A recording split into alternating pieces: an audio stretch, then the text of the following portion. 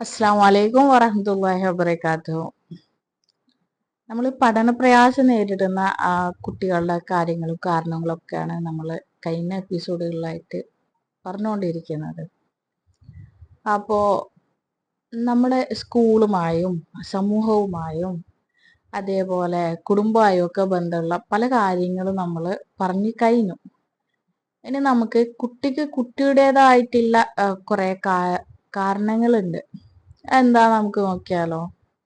അതിൽ പ്രധാനമായിട്ടുള്ളതാണ് കാഴ്ചയും കേൾവിയും അതുമായിട്ട് ബന്ധപ്പെട്ട കാര്യങ്ങൾ. നിങ്ങൾ കരുതുന്നുണ്ടാവും ജന്മനാ എൻ്റെ കുട്ടിക്ക് കാഴ്ച ഉണ്ടല്ലോ, അല്ലെങ്കിൽ കേൾവി ഉണ്ടല്ലോ, പിന്നെ വിളിച്ചാലൊക്കെ കേൾക്കുന്നുണ്ടല്ലോ, ഉമ്മാനെ അല്ലെങ്കിൽ ആരെങ്കിലും വന്നാലൊക്കെ അവിടെ നോക്കി സംസാരിക്കേണ്ടല്ലോ എന്ന് കരുതി കുട്ടിക്ക് പൂർണ്ണമായും കാഴ്ച ഉണ്ടാവണം എന്നില്ല. പല കുട്ടികളും അതായത് നമ്മൾ പഠിപ്പിക്കുന്ന സമയത്ത് ബോർഡിൽ എഴുതി വെച്ച കാര്യങ്ങൾ കാണൂല, മുമ്പിൽ വന്ന് നോക്കണം. പിന്നെ ടെക്സ്റ്റിലുള്ള കാര്യങ്ങൾ കറക്റ്റ് വായിക്കാൻ പറ്റൂല. അതൊന്നും ഒരുപക്ഷെ രക്ഷിതാക്കൾ അറിയണമെന്നില്ല. ചിലപ്പോൾ ചില ടീച്ചേഴ്സ് അതൊന്നും ശ്രദ്ധിക്കണമെന്നില്ല. കുട്ടിക്ക് കറക്റ്റ് എഴുതാൻ കിട്ടുന്നുണ്ടാവില്ല, ഹോംവർക്ക് ചെയ്യാൻ പറ്റുന്നുണ്ടാവില്ല. അതിൻ്റെ പേരിലായിരിക്കും ചിലപ്പോൾ ആദ്യത്തെ അടിയും ആദ്യമായിട്ട് ചീത്തൊക്കെ കൊള്ളാം. അപ്പോൾ യഥാർത്ഥ കാരണം ഒരുപക്ഷെ കാഴ്ചയുമായി ബന്ധപ്പെട്ടതായിരിക്കാം. അത് നമ്മളെന്താ ചിലപ്പോൾ അറിയാൻ വൈകിപ്പോവും.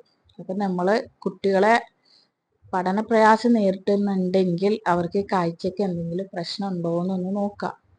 അതേപോലെ തന്നെ കേൾവിക്കുറവും. ചിലപ്പോൾ നമ്മൾ തന്നെ ഒരുപാട് തവണ വിളിച്ചാലായിരിക്കും മക്കള് എന്തേന്ന് വിളി കേൾക്കുക. അത് കേൾവിയുമായി ബന്ധപ്പെട്ട എന്തെങ്കിലും പ്രശ്നം ഉണ്ടാവും. നമ്മൾ വിചാരിക്കുക എന്താ നമ്മളെ മൈൻഡാക്കുന്നില്ലല്ലോ. അതേപോലെ തന്നെ ആയിരിക്കും ക്ലാസ് റൂമിലും.